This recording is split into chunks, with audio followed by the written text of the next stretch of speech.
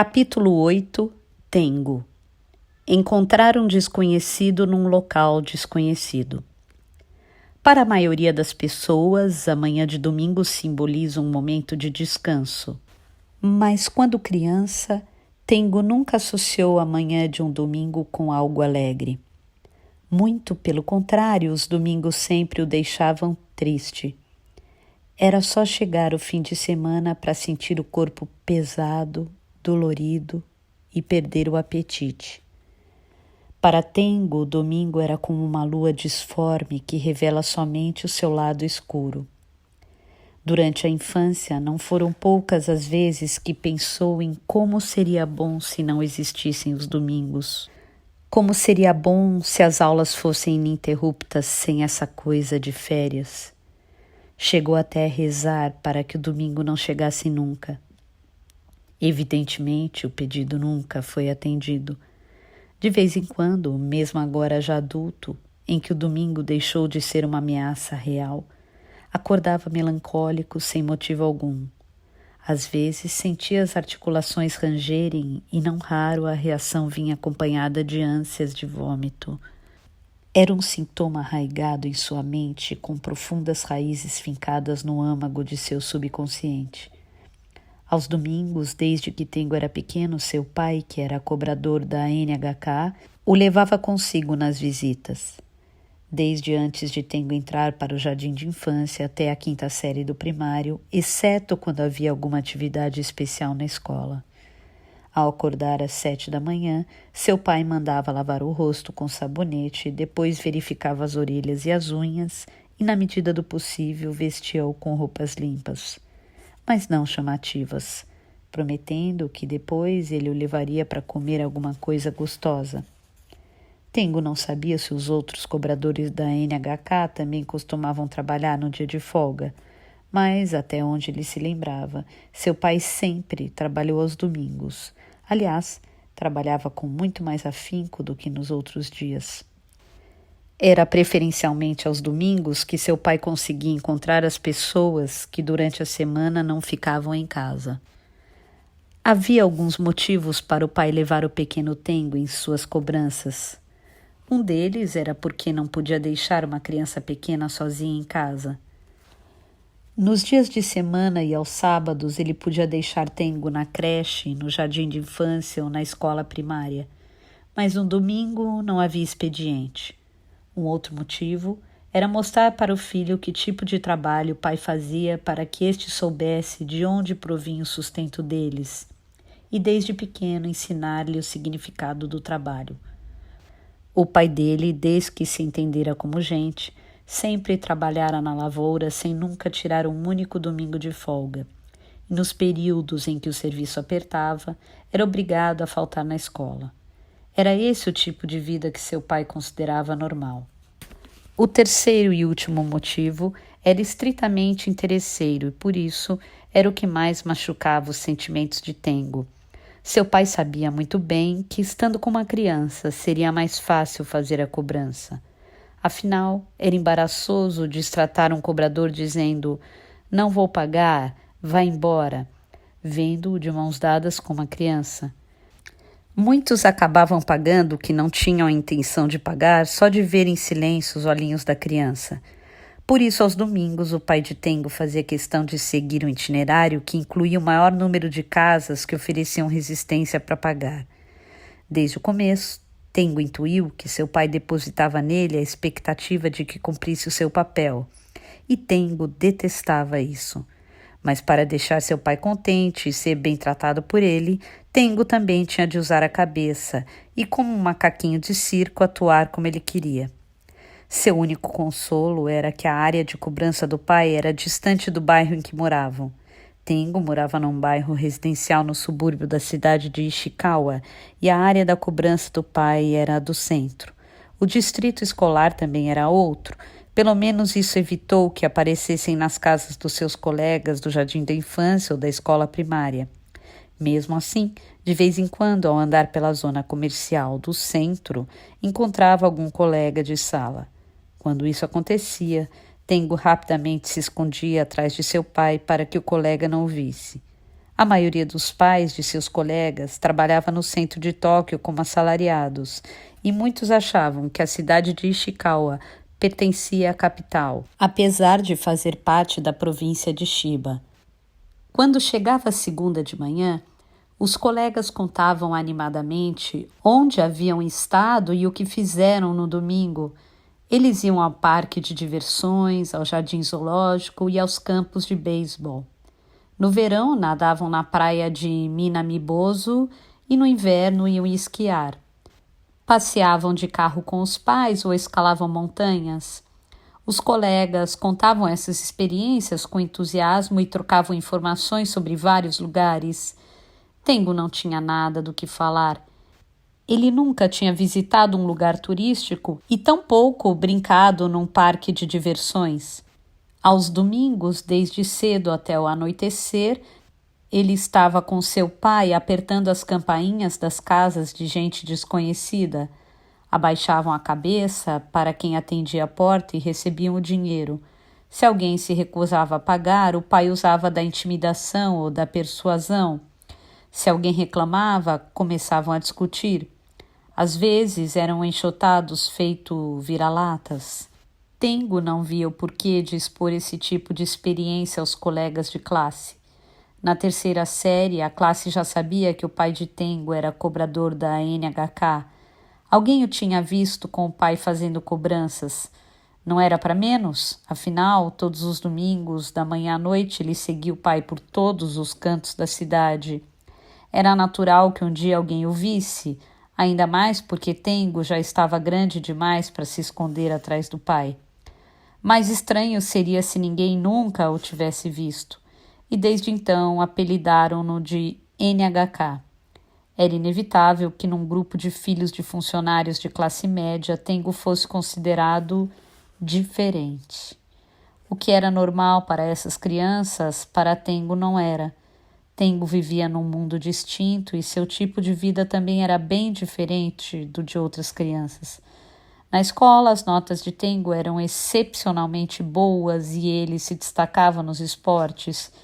Tinha uma estrutura física robusta e era forte.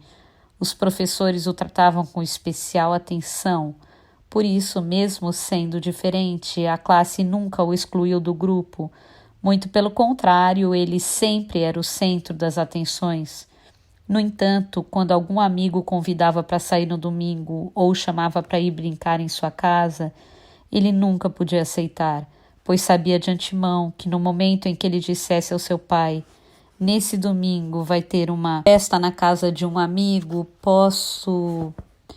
Ele simplesmente ignoraria o pedido. Por isso Tengo sempre precisou recusar os convites, dando a desculpa de que no domingo não dava para ir. De tanto recusar, as pessoas deixaram de convidá-lo.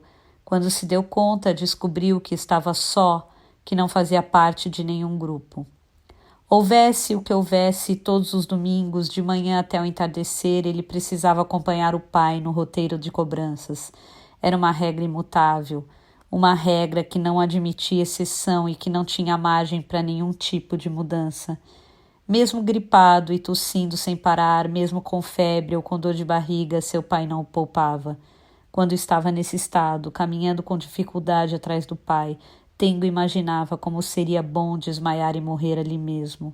Quem sabe assim seu pai parasse para refletir um pouco sobre suas atitudes e chegasse à conclusão de que fora muito duro com o filho. No entanto, felizmente ou infelizmente, Tengo tinha uma saúde de ferro. Mesmo com febre, dor de barriga e ânsia de vômito, nunca ficou de cama ou desmaiou e, sem nunca se queixar para o pai, continuou a segui-lo nos longos percursos de cobrança. No último ano da guerra, o pai de Tengo voltou da Manchúria sem nenhum tostão no bolso. Terceiro filho de uma família de agricultores da região de Tohoku, ele havia partido com alguns amigos da vila após se inscrever num grupo de colonização da Manchúria e da Mongólia. Resolvera partir não porque acreditava nas propagandas do governo de que a Manchúria era um paraíso, as terras abundantes e férteis, e que lá a vida seria boa. Ele sempre soube que nunca, em lugar nenhum, existiu essa coisa de paraíso. O que levou foi somente a pobreza e a fome. A única perspectiva de permanecer no campo era vivendo no limite da inanição, e com a terrível recessão econômica houve um considerável aumento do número de desempregados. Ir para a cidade não era garantia de conseguir um bom emprego. Diante dessa situação, a única saída para sobreviver era partir para a Manchúria. Antes, recebeu treinamento básico sobre o uso das armas de fogo para uma eventual emergência, instruções gerais sobre as condições agrícolas da Manchúria e, após 3 vivas efusivos, deixou a terra natal. Em Dalian, seguiu de trem até um local próximo à fronteira da Manchúria com a Mongólia. Chegando lá, deram-lhe um pedaço de terra cultivável, ferramentas agrícolas e um rifle. E, junto com seus amigos, começou a trabalhar na terra. Uma terra estéril e cheia de pedregulhos que no inverno ficava totalmente congelada. Sem o que comer, tiveram de se alimentar de cachorros de rua. Mesmo assim, eles só conseguiram sobreviver graças ao auxílio que o governo lhes ofereceu durante os primeiros anos. Sem o que comer, tiveram de se alimentar de cachorros de rua. Mesmo assim, eles só conseguiram sobreviver graças ao auxílio que o governo lhes ofereceu durante os primeiros anos. Em agosto de 1945, quando finalmente a vida começou a apresentar os primeiros sinais de estabilidade, a União Soviética quebrou o Tratado de Paz e invadiu a Manchúria. O exército russo havia encerrado sua campanha na frente europeia e gradativamente deslocava um grande contingente de tropas rumo às fronteiras do Extremo Oriente, utilizando a estrada de ferro transiberiana. Naquela época, o pai de Tengo tinha um amigo que era funcionário do governo e este, discretamente, o alertara sobre o iminente ataque, deixando-o de sobreaviso sobre uma possível invasão. Esse seu amigo aconselhou ao pé do ouvido que ele deixasse tudo pronto para fugir sozinho às forças armadas japonesas do Kwantung, de tão enfraquecidas, dificilmente conseguiriam conter as tropas russas. Aconselhou também a optar pelo meio mais rápido de fuga. Por isso, assim que o pai de Tengo soube que o exército russo havia cruzado a fronteira, imediatamente partiu para a estação montado num cavalo previamente preparado e conseguiu pegar o antepenúltimo trem com destino a Dalian. Dentre os companheiros da vila que haviam viajado juntos, o único que conseguiu voltar para o Japão a salvo naquele ano foi o pai de Tengo. Depois da guerra, ele foi para Tóquio e trabalhou como contrabandista no mercado negro. Foi aprendiz de carpinteiro, mas nada disso deu certo. Ele mal conseguia manter o seu próprio sustento. No outono de 1947, quando trabalhava de entregador numa das tavernas do bairro de Asakusa, casualmente reencontrou aquele seu amigo do tempo da Manchúria, o funcionário público. Esse amigo tinha sido transferido temporariamente para a Manchúria para trabalhar no então Ministério dos Correios e Telecomunicações, mas de volta ao Japão, trabalhava no antigo Ministério das Telecomunicações. Talvez por ele ter nascido na mesma região que o pai de Tengo e por reconhecer que era um homem muito trabalhador, simpatizava com ele e nesse dia o convidou para uma refeição. Ao saber que o pai de Tengo não conseguia arranjar um emprego decente e passava por apuros, o amigo indagou se ele não gostaria de trabalhar como cobrador da NHK. O amigo se ofereceu para falar com uma pessoa que ocupava um posto no departamento. O pai de Tengo agradeceu, dizendo que se ele pudesse fazer isso seria ótimo.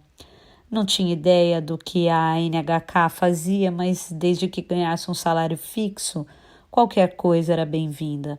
O amigo assinou uma carta de recomendação e até assumiu o papel de fiador. Graças à ajuda, seu pai conseguiu o emprego de cobrador sem dificuldades. Fez o curso, ganhou o uniforme e aprendeu as normas da empresa. As pessoas finalmente começavam a superar o choque de terem sido derrotadas na guerra e buscavam diversão em meio a uma vida miserável. As músicas, os programas humorísticos e os esportes transmitidos pela rádio eram uma diversão das mais acessíveis e baratas, e os aparelhos de rádio tornaram-se tão populares que não havia como comparar com o do período anterior à guerra. A emissora NHK tinha uma grande necessidade de contratar pessoas que circulassem pelas casas dos ouvintes para lhes cobrar a taxa de transmissão. O pai de Tengo se dedicou ao trabalho de corpo e alma. Seu ponto forte era ter saúde e ser muito perseverante. Para uma pessoa que pouquíssimas vezes havia se alimentado até a saciedade, trabalhar como cobrador da NHK estava longe de ser algo penoso. Por mais que fosse hostilizado, isso em nada o afetava, pois mesmo no baixo escalão sentia-se orgulhoso de fazer parte de uma grande organização. No primeiro ano, ele recebeu como comissionado sem nenhuma garantia de contratação, mas com o seu excelente desempenho e a sua postura diante do trabalho, logo foi efetivado, passando a fazer parte do quadro regular de funcionários. Normalmente, a NHK não promovia o funcionário com tanta rapidez, mas não se podia ignorar o fato de que seu pai tinha obtido resultados satisfatórios numa área considerada muito problemática. Evidentemente, não se podia esquecer também a influência do funcionário do Ministério das Telecomunicações, que, além do mais, era seu fiador. Além de receber um salário fixo, passou a ter outros benefícios: morar numa das residências funcionais da empresa e ser admitido para o plano de saúde. A diferença de tratamento entre um cobrador comissionado totalmente descartável e um funcionário da empresa era imensa. Conseguir esse emprego era de longe a melhor coisa que lhe havia acontecido em toda a sua vida. Finalmente ele havia conquistado uma posição no pedestal de um totem. Tengo cansou de ouvir a história do pai. Ele não cantava canções de ninar, nem contava histórias de carochinha, mas em compensação não se cansava de contar e recontar suas experiências de vida. Que ele nascera numa família de agricultores pobres de Tohoku, vivera como um cão, sempre trabalhando e apanhando, que migrara para a Manchúria como um colono, que naquele lugar em que a urina virava gelo antes de cair no chão, desbravara a terra e cuidara da plantação com o rifle nas mãos para afugentar lobos e bandidos a cavalo, que tivera de fugir das tropas russas só com a roupa do corpo, que conseguira voltar são e salvo para o Japão sem que o mandassem para o campo de concentração na Sibéria, que mesmo faminto sobrevivera às agruras do período pós-guerra e que, felizmente, por obra do acaso, conseguira se tornar um cobrador efetivo da NHK. Esse era o final feliz de sua história. O pai era um ótimo contador de histórias. Apesar de ser impossível comprovar sua veracidade, ela era ao menos coerente. Não tinha um significado profundo, mas era rica em detalhes e era contada de modo expressivo. Havia histórias divertidas, histórias comoventes, histórias violentas, histórias sem pé nem cabeça, de cair o queixo e histórias difíceis de engolir por mais que seu pai tentasse convencê-lo. Se o valor de uma vida fosse avaliado pela variedade de episódios que ela possui, a vida de seu pai poderia ser considerada rica. No entanto, após ser contratado como cobrador da NHK, a história do pai perdia completamente todo o colorido e o realismo. Perdia também a riqueza de detalhes e a coerência. Era como se não valesse a pena continuar a contá-la. Seu pai conhecera uma mulher, casara-se com ela e tivera um filho, Tengo. Meses depois de dar à luz, a mãe adoeceu e morreu. Seu pai não se casou de novo e, enquanto trabalhava zelosamente para a NHK, cuidou sozinho de Tengo. E tem sido até hoje, fim. O pai nunca lhe contou como conheceu e se casou com sua mãe. Também nunca disse como ela era nem o motivo de sua morte. Estaria relacionada com o nascimento de Tengo?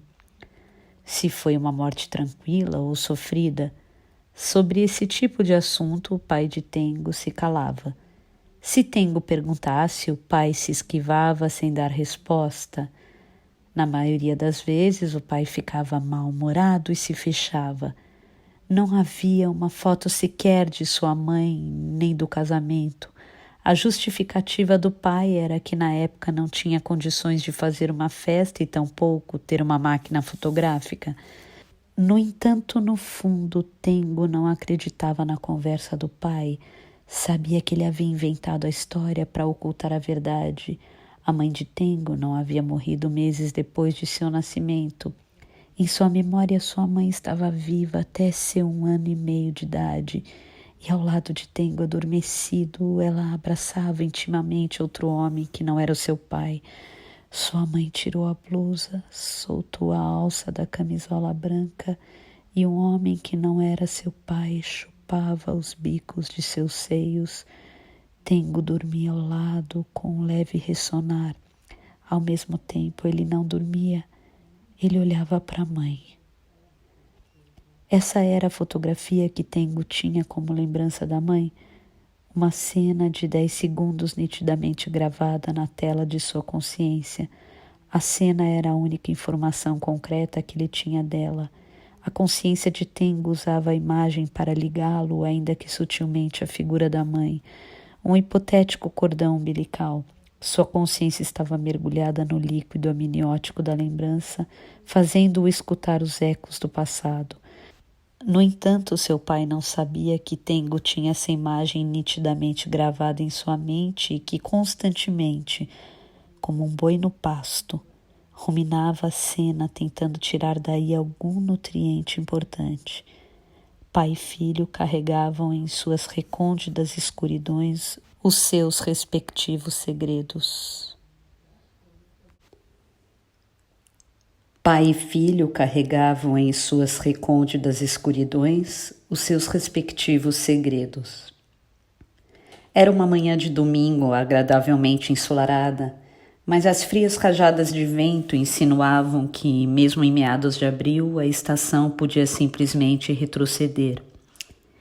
Tengo vestiu uma jaqueta com padrões em zigue-zague que tinha desde os tempos da escola.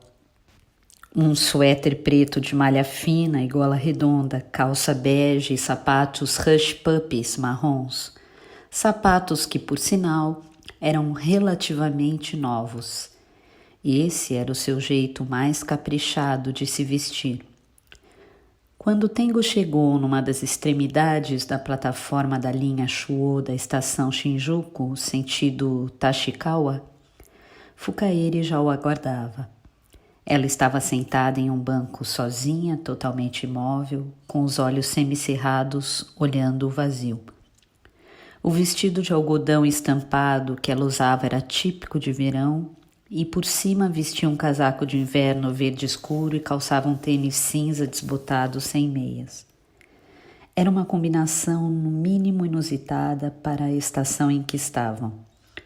O vestido era muito fino e o casaco muito grosso.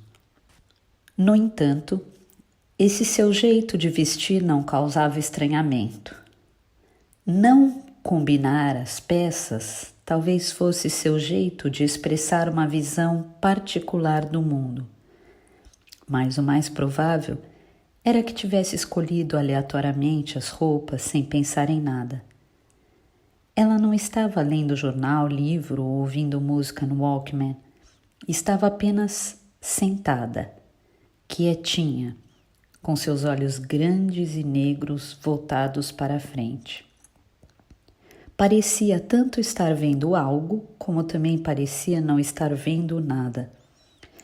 É provável que estivesse pensando em algo, mas ao mesmo tempo parecia não pensar em coisa alguma. De longe, era como uma estátua esculpida com material especial, dessas que dão a impressão de serem reais. Esperou muito? Perguntou Tengo. Fukaeri o olhou e balançou alguns centímetros a cabeça de um lado para o outro. Seus olhos negros tinham um brilho sedoso, mas o rosto continuava inexpressivo como o da vez passada. Parecia não estar afim de conversa. Por isso, Tengo desistiu de puxar assunto e em silêncio sentou-se no banco ao lado dela. Com a chegada do trem, Fukairi se levantou sem dizer nada. Os dois entraram no vagão. Por ser domingo, o expresso para Takao tinha poucos passageiros. Tengo e Fukairi sentaram lado a lado na poltrona e, mantendo o silêncio, observaram a paisagem urbana passar pela janela. Fukairi continuava quieto, Tengo também. Ela juntou as pontas da gola do casaco e a segurou firmemente, como que a se preparar para enfrentar um frio intenso. Tengo começou a ler um livro de bolso que trouxera, mas sentiu apreensão e acabou desistindo. Guardou o livro no bolso da jaqueta e, como se fizesse companhia a Fukairi, limitou-se a olhar para a frente em silêncio com as mãos sobre o colo. Quis pensar em algo, mas não conseguiu se lembrar de nada. Talvez por ter ficado muito tempo concentrado em reescrever a crisálida de ar, seu cérebro se recusasse a pensar em algo concreto. Havia um bolo de fios emaranhados no centro de seu cérebro. Tengo observava a paisagem passar pela janela enquanto prestava atenção no barulho monótono do trem correndo pelos trilhos. A linha Chuo seguia infinitamente, como se percorresse uma linha reta previamente traçada no mapa. Não era como se... pois certamente as pessoas de 100 anos atrás queriam que o trajeto fosse daquela forma. Nessa região da planície de Kanto não há nenhum acidente topográfico digno de nota, e é por isso que construíram uma estrada de ferro sem a necessidade de curvas, desníveis, pontes ou túneis. Bastou traçar uma linha reta e fazer o trem correr rumo ao seu destino. Sem querer, não saberia dizer desde quando, Tengo acabou dormindo. E ao acordar com o balanço do trem, viu que ele reduzia gradativamente a velocidade para parar na estação Ogikubo. Foi um cochilo rápido. Fukairi continuava do mesmo jeito, olhando fixamente para a frente. Tengo não fazia a mínima ideia do que ela estaria realmente vendo, mas do modo como estava compenetrada, uma coisa era certa: eles não deixariam o trem tão cedo. Que tipo de livro você costuma ler? Perguntou Tengo para quebrar a monotonia.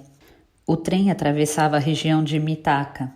Essa era uma pergunta que ele realmente queria fazer.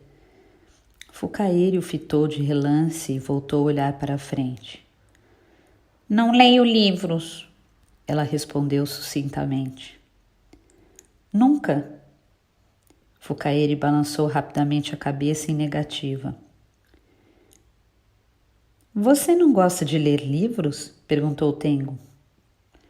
Levo tempo para ler, respondeu Fukairi. Não lê livros porque leva tempo? Tengo perguntou por achar que não tinha entendido bem. Fukairi continuou olhando para frente sem dar resposta. Essa sua atitude parecia dizer que não se daria o trabalho de tentar contradizê-lo. Em geral, leva-se certo tempo para ler um livro. É diferente de assistir à televisão ou ler um mangá. A leitura requer esforço contínuo, durante um espaço de tempo relativamente longo. No entanto, ao dizer leva tempo, Fukairi parecia empregar uma nuance diferente à dinâmica de leitura. Dizer que leva tempo significa que é muito tempo? Perguntou Tengo. Muito, afirmou Fukairi. Muito mais tempo do que as pessoas em geral costumam levar? Fukairi prontamente concordou. Se é assim, você deve passar apuros na escola. Você precisa ler muitas coisas durante as aulas, não é? Se você demora tanto assim para ler... Eu finjo que estou lendo, disse Fukairi como se isso fosse algo mais que natural. Tengo ouviu em alguma das portas de seu cérebro uma batida gorenta. Se pudesse, preferiria ignorar esse toque, mas não podia. Ele precisava descobrir a verdade. Perguntou. O que você está querendo dizer tem algo a ver com dislexia? Dislexia, repetiu Fukaeri. Dificuldade para ler. Alguém me disse isso. Quem te disse? A garota encolheu discretamente os ombros. Então, Tengo selecionou as palavras como se tateasse no escuro para encontrá-las. Você sempre foi assim desde pequena? Fukaeri concordou balançando a cabeça. Ou seja, você nunca leu romances? Sozinha não, respondeu Fukaeri. Isso explicava o porquê de seu texto não ter a influência de nenhum escritor. Uma explicação perfeitamente coerente. Você nunca leu sozinha, disse Tengo. Alguém lia, disse Fukaeri. Seu pai ou sua mãe liam para você em voz alta? Fukaeri nada respondeu. Mas, mesmo que você não leia, não tem problemas para escrever, certo? Perguntou Tengo com certa preocupação. Fukaeri negou com a cabeça. Escrever também leva muito tempo. Leva muito tempo? Ela novamente encolheu discretamente os ombros, queria dizer sim. Tengo se ajeitou no banco. Então quer dizer que não foi você que escreveu a Crisálida de Ar? Eu não escrevi. Por alguns segundos, Tengo se calou. Eram segundos que sustentavam um peso significativo. Quem foi então que escreveu? Azami, respondeu Fukaeri. Quem é Azami? 2 anos mais nova. Instalou-se novamente um breve silêncio. Foi essa garota que escreveu Crisálida de Ar em seu lugar? Fukaeri concordou como se fosse a coisa mais natural do mundo. O cérebro de Tengo começou a trabalhar a todo vapor. Então você ditou a história e ela escreveu, é isso? Ela digitou e imprimiu, disse Fukaeri. Tengo mordeu os lábios e, após organizar as inúmeras informações novas, disse: Então quer dizer que foi Azami quem enviou o texto impresso para concorrer ao prêmio literário da revista? E foi ela que, sem falar para você, colocou o título Crisálida de Ar. Fukaeri inclinou a cabeça de um jeito que não dava para saber se concordava ou não. De qualquer modo, como ela não teve nenhuma outra reação, era de se supor que o que Tengo dissera provavelmente estava correto. Essa Azami é sua amiga? Moramos juntas. Ela é sua irmã mais nova? Fukaeri concordou, balançando a cabeça. É a filha do professor. Professor? Perguntou Tengo. Esse professor também mora com você? Fukaeri discordou como quem diz: Por que raios você me pergunta isso? Essa pessoa que vou encontrar hoje deve ser esse professor, não deve? Fukaeri olhou para Tengo por um tempo, como a observar uma nuvem distante flutuando no céu. Um tempo depois concordou. Nós vamos nos encontrar com o professor, respondeu Fukaeri com uma voz inexpressiva. A conversa por hora encerrou-se aí. Tengo e Fukaeri ficaram novamente em silêncio por um tempo, observando a paisagem que passava pela janela. Uma série de edifícios a perder de vista, todos sem graça, se perfilava nas inexpressivas terras planas. Inúmeras antenas, como insetos, apontavam para o céu. Será que as pessoas que moram aqui pagam pontualmente as taxas de recepção da NHK? Aos domingos, qualquer coisa fazia Tengo pensar na taxa. Era algo que não conseguia evitar. Aos domingos, qualquer coisa fazia Tengo pensar na Tasha. Era algo que não conseguia evitar. Nessa manhã ensolarada de domingo, em pleno mês de abril, algumas verdades, não muito agradáveis, vieram à tona. Primeiro ficou claro que Fukaeri não tinha escrito a Crisálida de Ar. Se o que Fukaeri disse era verdade, não havia nada que depusesse contra. Ela tinha apenas contado a história e uma outra garota havia redigido.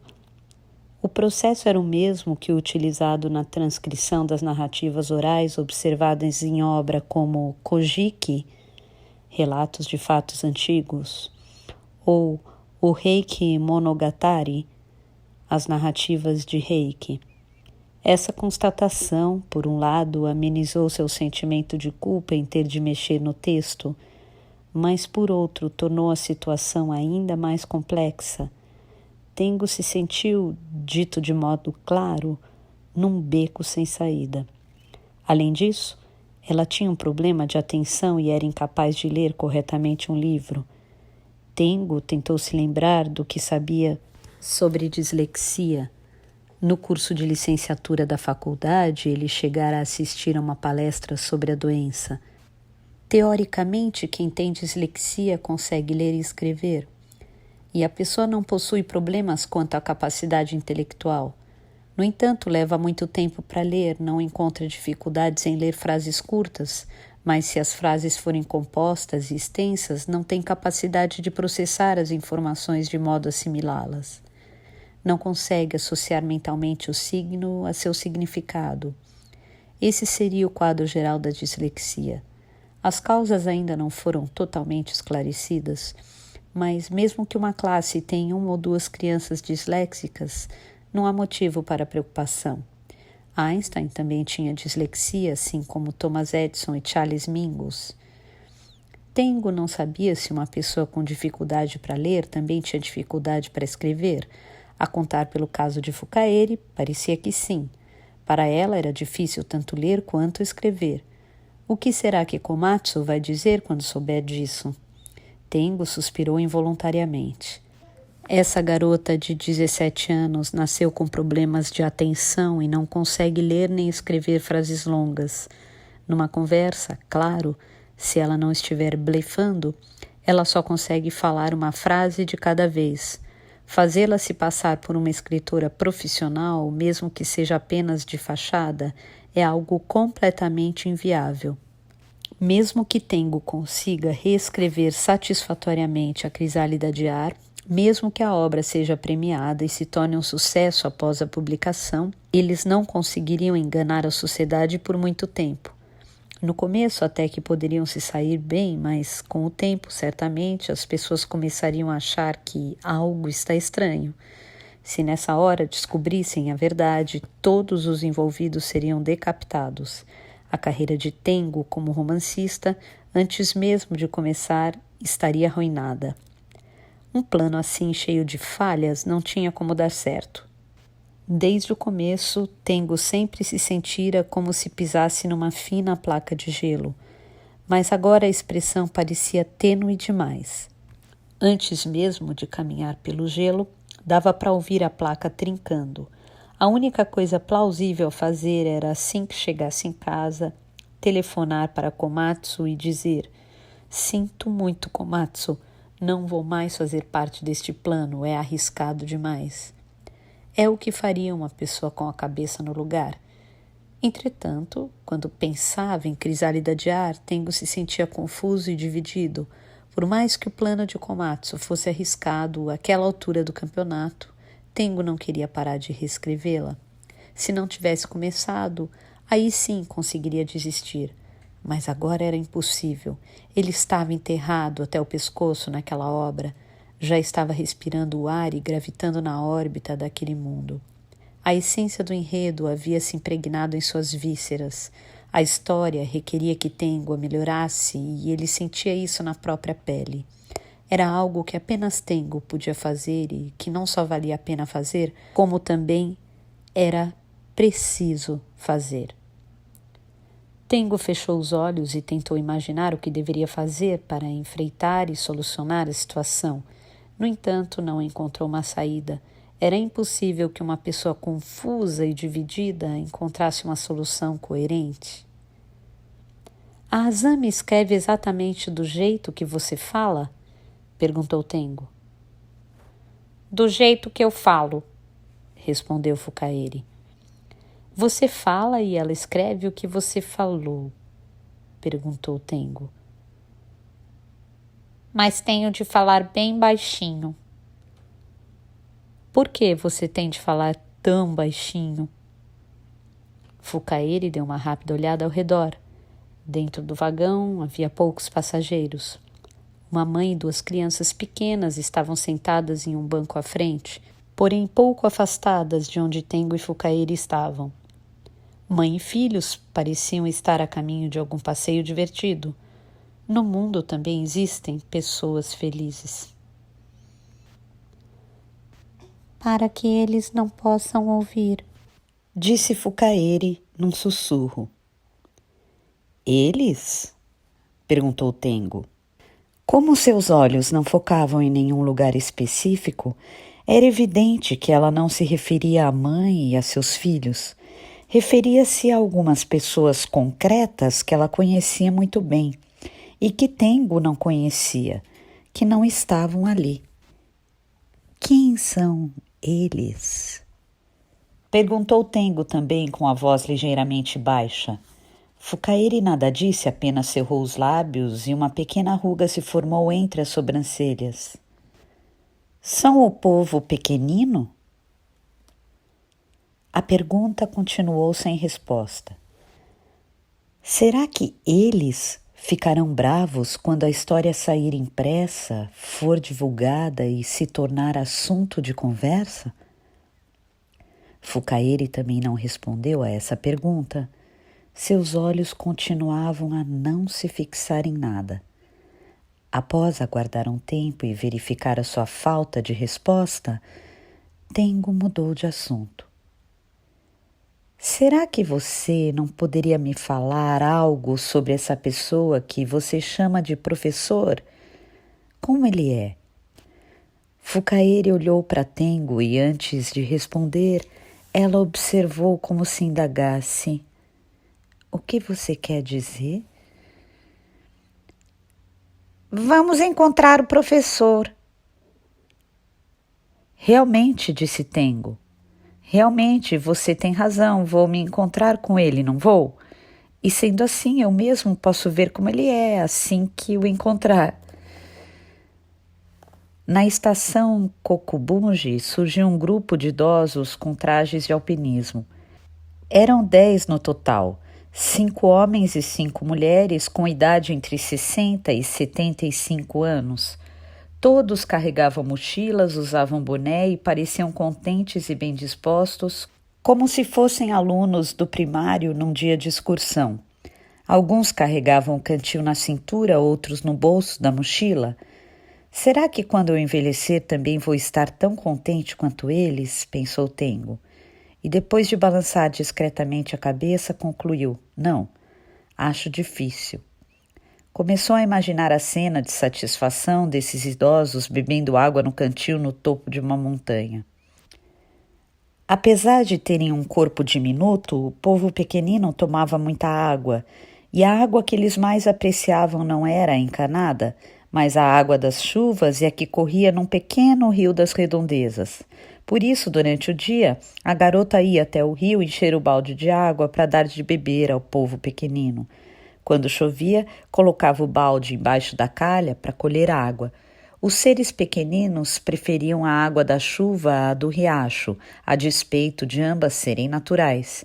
Eles sentiam gratidão pela gentil atitude da garota. Tengo percebeu quão difícil era se concentrar num único pensamento. Isso não era um bom sinal. Possivelmente estava relacionado ao fato de ser domingo. Dentro dele surgiu uma espécie de confusão mental. Em algum lugar das pradarias de seus sentimentos, uma tempestade de areia sinistra começava a se formar.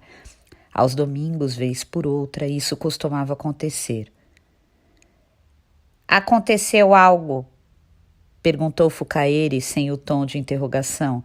Ela parecia captar a atenção de Tengo. Será que vou fazer direito? Indagou Tengo. O quê?